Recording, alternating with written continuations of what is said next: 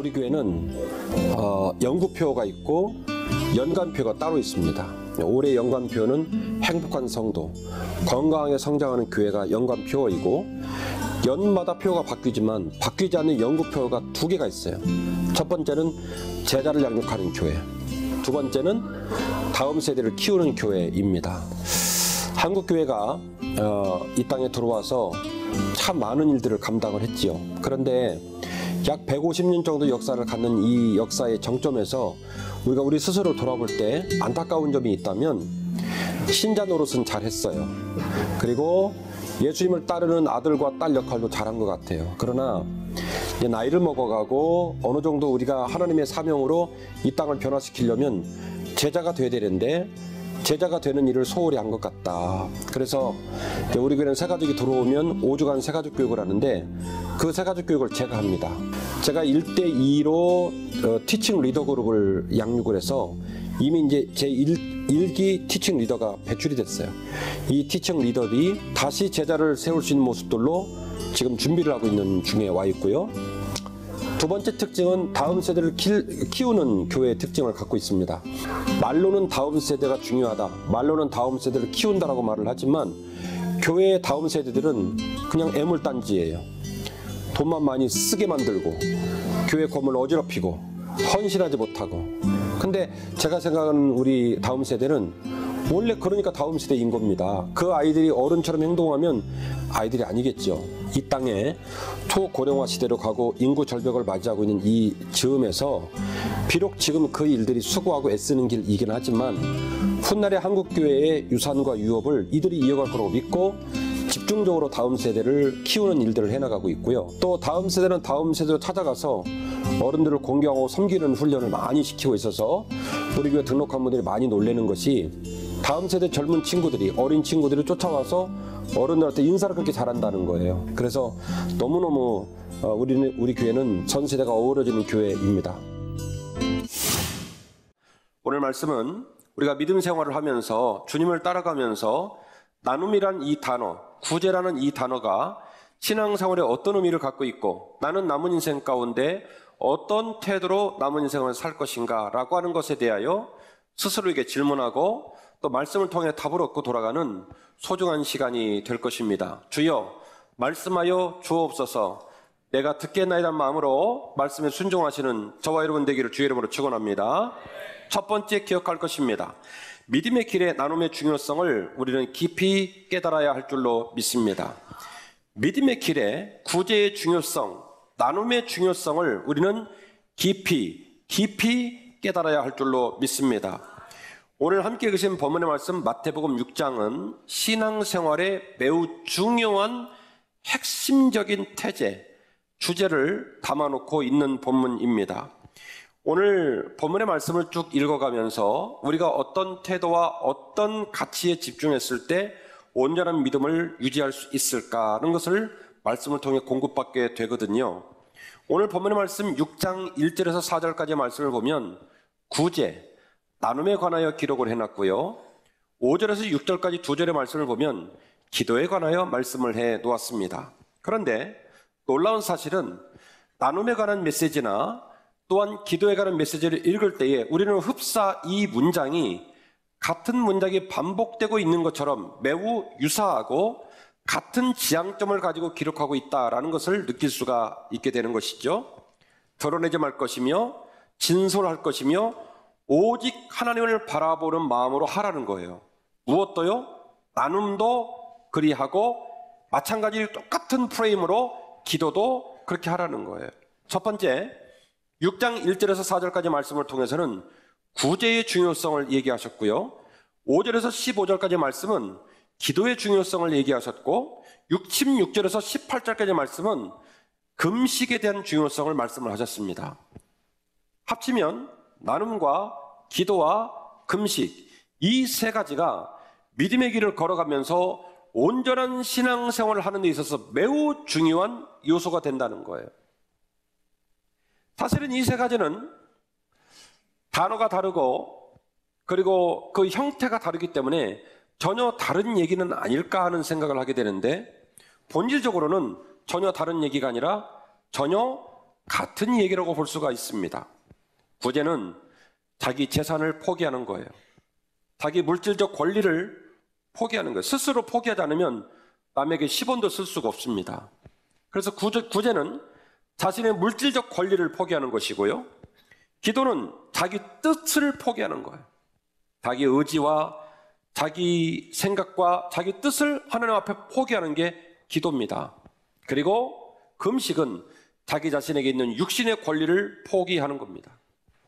그래서 이 세 가지는 결국 초대교회 그리스도인들이 매우 중요하게 생각했던 신앙의 길의 덕목이에요. 때로는 하나님 앞에 물질을 포기하고 자신의 의지와 뜻을 포기하고 그리고 자신의 육체적 권리마저도 포기하는 일련의 삶을 통하여 초대교회 신자들은 비로소 주님과 깊은 영적 교제를 나눌 수 있었다라고 하는 겁니다. 이 이야기를 뒤집어서 말씀을 드리면 믿음이 있노라 하고 하나님 백성으로 온전한 믿음의 길을 걷겠노라고 수도 없이 말로는 얘기하지만 나누는 삶을 살지 않냐면 구제하는 삶을 살지 않냐면 때로는 금식하는 영성 앞에 헌신하지 않으면 진짜 믿음의 능력과 열매는 있다 없다? 없다는 얘기예요. 우리가 더 깊은 신앙, 더 높아지는 영성으로 주님을 온전히 따르기 위해서 우리가 무엇에 집중해야 되고 어떤 것들을 우리가 마음에 담아내야 될까를 마태복음 6장은 명확하게 우리에게 제시하고 있습니다. 항상 너희 마음을 깨뜨려 너희 물질을 나누는 삶을 살고 하나님 앞에 너의 의지와 뜻을 부복시켜 항상 순종하는 삶을 살고 때로는 너희 육신의 권리조차도 내려놓아 금식함으로 말미암아 너의 영성을 깊게 하라. 본문 하나를 소개하겠습니다. 사도행전 10장 1절 이하의 본문인데요. 오늘 본문이 이렇게 기록하고 있습니다. 가이사라에 고넬료라는 사람이 있으니 이는 이달리아 부다라는 군대의 백부장이었다. 이달리아는 지금으로 말하면 이탈리아가 되겠습니다. 로마의 이 백부장, 지금으로 말하면 소대장이나 혹은 중대장, 중간 정도 되는 규모의 부대장관인데 이탈리아 로마 군대의 백부장이었던 고넬료가 이제 유대에 와서 유대 사람들을 통치하기 위해 있는 거예요. 이런 사람이 있었다고 이제 시작을 하는 거예요. 그런데 그는 이방인이었음에도 불구하고 하나님께서, 우리 예수님께서 조금도 시간을 늦추거나 뒷걸음질 치지 않고 급하게 베드로를 보내서 고넬료를 구원했을 뿐만이 아니라 고넬료의 가족, 그 집에 우거하는 모든 자들에게 성령 충만함을 힘있게 하시고 세례를 받아 당신의 아들과 딸들을 삼아주신 줄로 믿습니다. 어떻게 이런 은혜를 이탈리아 군대의 장관이었던 고넬료가 입게 되었을까? 그가 어떤 태도, 어떤 영성, 어떤 삶으로 살았기에 우리 예수님은 급하게 베드로를 파송하셔서 그 이방인의 집을 구원하는 은혜를 베푸셨을까? 고넬료에게 어떤 영성이 있었기에, 고넬료의 삶 가운데 어떤 믿음이 있었기에 주님은 그렇게 고넬료를 사랑하셨을까? 우리가 그 중요한 성찰의 포인트를 읽어내고 그 귀한 가르침을 마음에 담아내면 우리 또한 주님께서 귀히 여기시고 사랑하시고 은혜를 베푸시는 귀한 삶으로 나아가게 될 줄로 믿습니다. 궁금하시죠? 소개합니다. 2절입니다. 그가 경건하여 온 지방과 더불어 하나님을 경외하며 백성을 많이 구제하고 하나님께 항상 기도하였다. 아멘이십니까? 이렇게 썼어요. 고넬료는 비록 이탈리아 군대의 장관이고 이방인이었지만 그는 경건한 사람이었다. 어떻게 경건했냐? 항상 하나님을 경외했고 항상 모든 백성들을 굽어 살펴 그들의 눈물, 그들의 어려움, 그들의 아픔을 그들의 그 가녀린 몸에 담아내 그들을 많이 구제하는 삶을 살았고 항상 기도하는 삶을 살았다. 이것이 우리 하나님 마음에 흡족했고 우리 예수님 마음에 불덩어리를 주셔서 결국 베드로를 급하게 파송하여 그 온 집안을 구원하는 능력의 이 부름이 되었던 것입니다. 결국 우리가 방금 소개받은 본문을 통해서 또한 마태복음 6장 본문의 말씀의 흐름의 맥락들을 통해서 깨닫게 되는 것은 우리의 신앙과 기도가 그 증거와 능력으로 드러나기 위해서는 구제와 금식과 같은 자기 포기와 자기 나눔과 주권 이양의 결과물로 나타나지 않으면 그 실체도 그 능력도 이 땅을 변화시키는 참된 복음의 사명도 절대로 감당할 수 없다. 이런 결론에 도달하게 되는 것입니다. 그렇다면 나눔과 구제는 어떻게 해야 할까요? 나눔과 구제는 주님의 마음과 주님의 방법으로 행해야 할 줄로 믿습니다.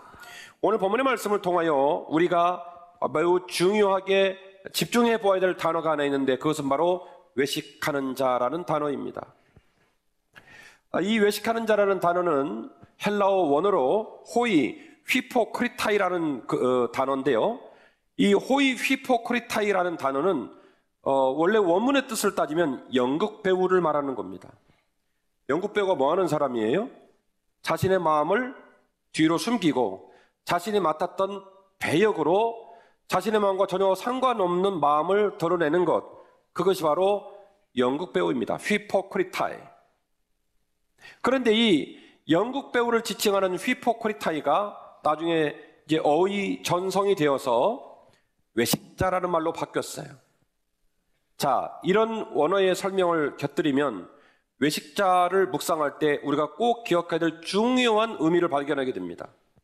그것은 바로 짝퉁, 가짜, 진실되지 못한 마음을 이야기하는 겁니다. 자신의 마음에 그게 없어요. 자신의 마음에 그 사랑이 없고 자신의 마음에 그 눈물이 없어요. 그런데 남들의 이목 때문에, 남들의 요청 때문에 하는 척할 수 있습니다.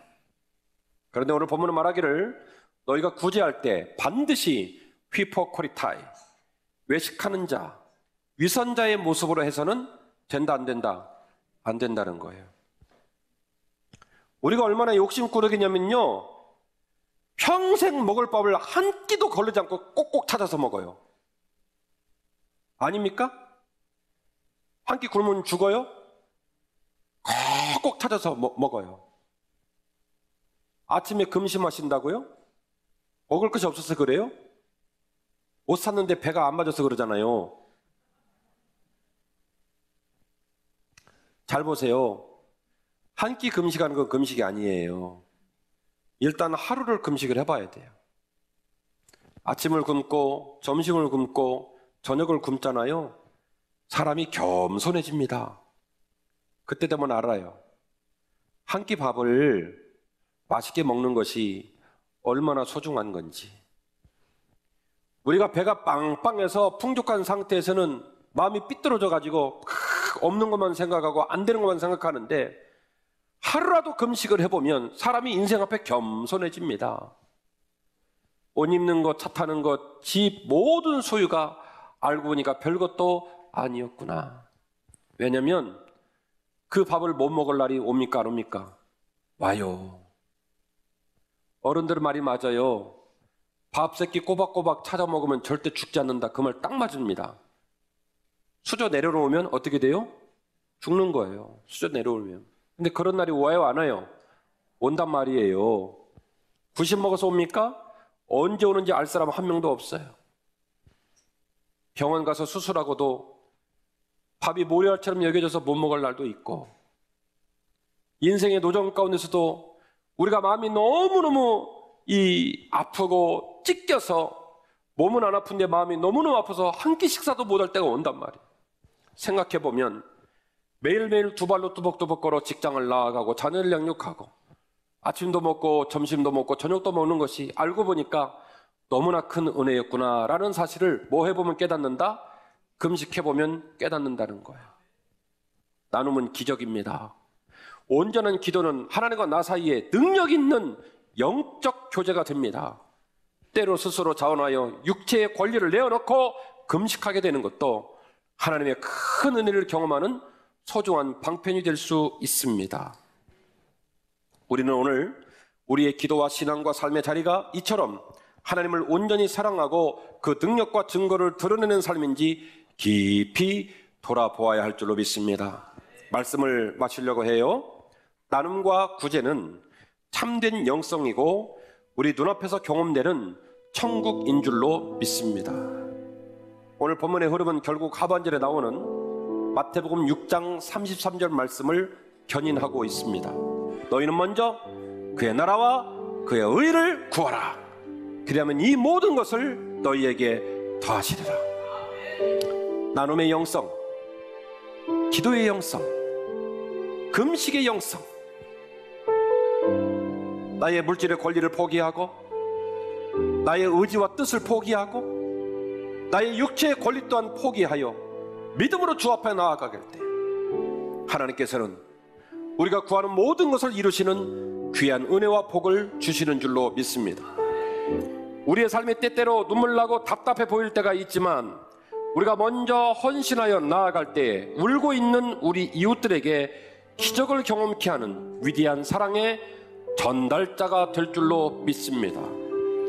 우리 모든 성도가 온전한 신앙의 우뚝서 참된 영성의 부름 앞에 헌신하고 천국을 우리 모두가 함께 목도하고 고백하고 누리는 귀한 삶을 살 수 있기를 주의 이름으로 축원합니다.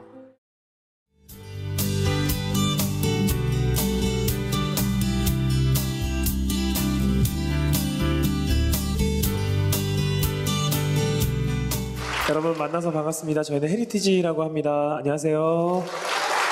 네, 감사합니다. 귀한 예배 주님 앞에 함께 드릴 수 있어서 너무나 영광스럽고요. 저희가 함께 찬양으로 주님께 올려드리고자 하는데요. 이번에 들려드릴 찬양은 아주 기쁨의 찬양입니다. 주의 은혜로라는 찬양인데요. 이 기쁨의 찬양을 예배 가운데 여러분과 함께 나누고 싶습니다. 함께 기쁨으로 주의 은혜로 찬양하시도록 하겠습니다. 우리 함께 박수 치면서 찬양할까요? 할렐루야. Did it pay? Did it pay? Yes, it did. Did it pay? Did it pay? Yes, it did. Did it pay? Did it pay? Yes, it did. 1, 2, 3, go. 저의 은혜로 계속하여서 이와 같이 붉은 죄, 이와 같이 붉은 죄. All right, now sing it, everybody. Come on. 이와 같이 붉은 죄. 눈같이, 눈같이 눈같이, 눈같이 희게 하셨네. Come on, sing it, 희게 하셨네. All right, now, ladies, one more time.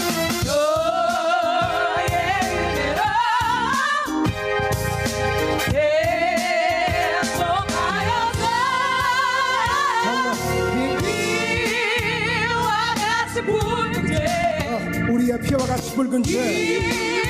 이와 같이 붉은 죄. Sing it, everybody.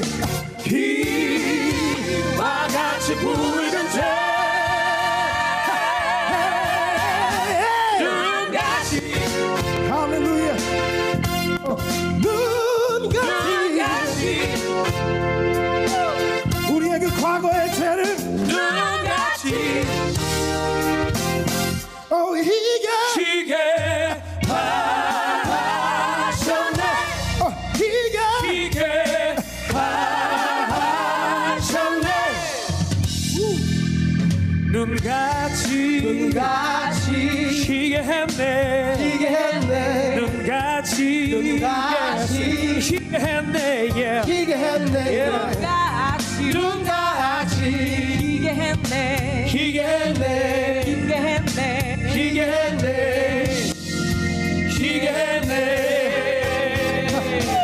눈같이 우리의 그 과거의 죄.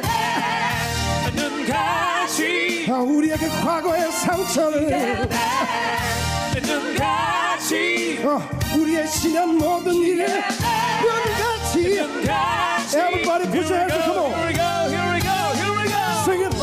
White, white, white, white, white, white, white, white, white, white, 눈같이 같이 우리의 지난 죄들을 눈같이 Come on. 눈같이 같이 우리 희게 했네. 눈같이 Everyone, one more time. Here we go.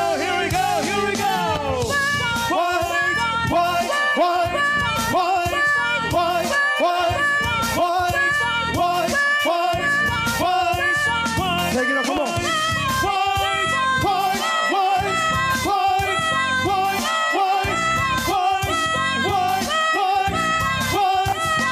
Take it up, come on.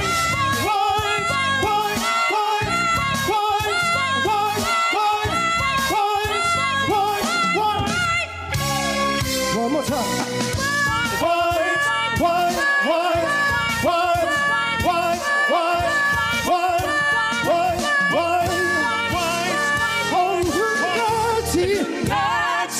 우리 이겼네 어찌 주였으면 보라 우리 이겼네 이겼네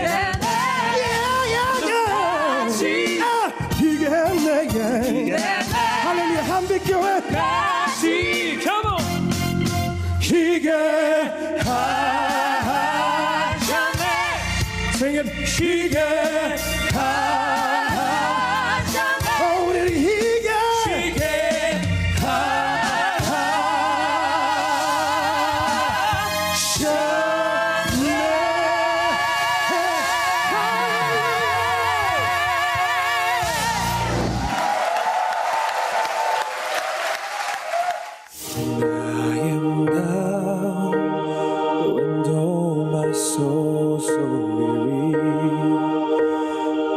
Troubles come and my heart burden be.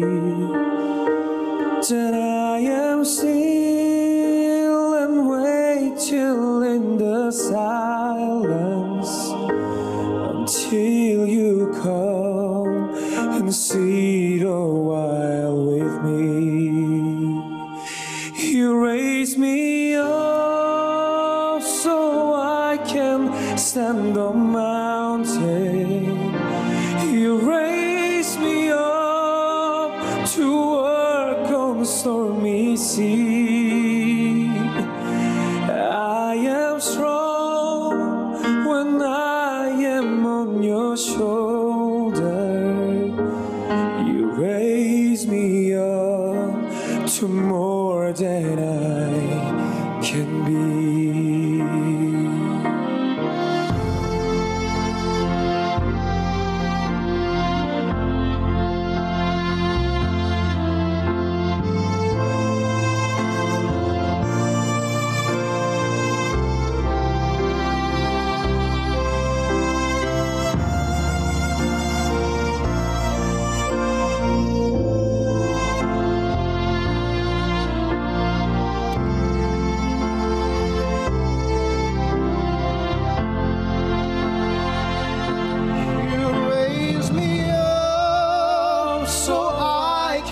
Stand on mountain. You raise me up to walk on stormy seas.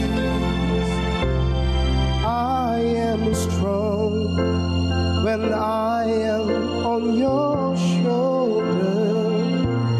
You raise me up to more than I can be.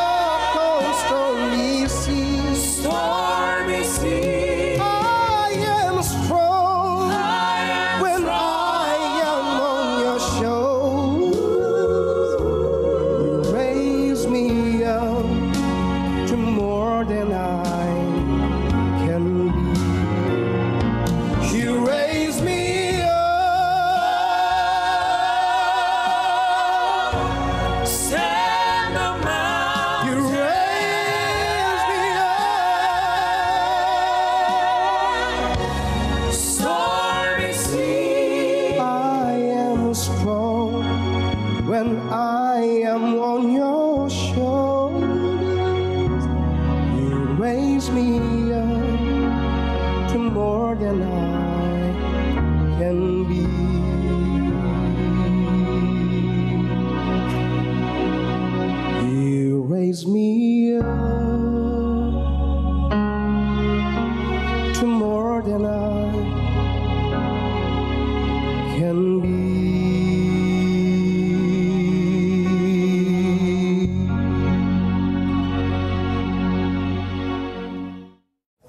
나눔이라는 거, 또 구제라는 것을 다시 한번 생각하게 됐고, 내가 이 일에 조금이나마 미력한 힘이나마 협조를 좀 해야겠고, 또 그걸 해야겠다는, 그것이 또 주님의 말씀이라는 걸 다시 한번 느끼는 귀한 은혜의 시간이 되었습니다. 네, 정말 저희들은 지금 옛날 지원을 받던 나라잖아요. 그리고 몇만 원이라는 것들이 상당히 우리나라에서 화폐 가치로 봤을 때는 별로 그렇게 큰 부분을 차지하지 않는데, 이게 실제로 내가 네팔에 가보니까 그 작은 돈이 엄청난 기적을 이루고 있는 현장을 봤기 때문에 한번 얘기를 한번 성도들한테 할 수 있는 기회가 있으면 해야 되겠다는 생각을 오늘 다시 좀 환기하는 그런 계기가 됐습니다.